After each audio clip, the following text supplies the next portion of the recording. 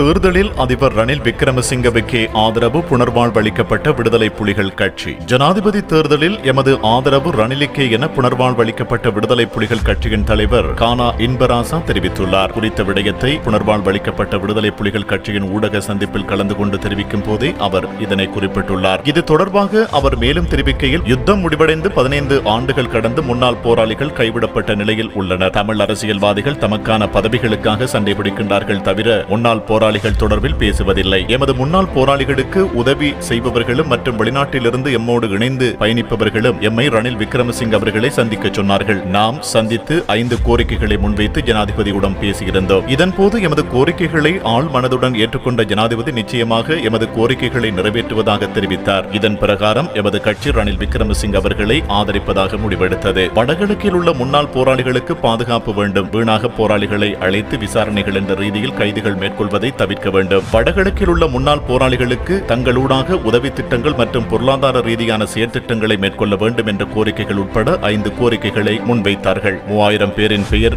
விவரங்களும் வழங்கியுள்ளோம். அவர்களுக்கு முதற்கட்டமாக வேலை திட்டங்களை வழங்குவதாக தெரிவித்தார் என அவர்கள் தெரிவித்தார்கள்.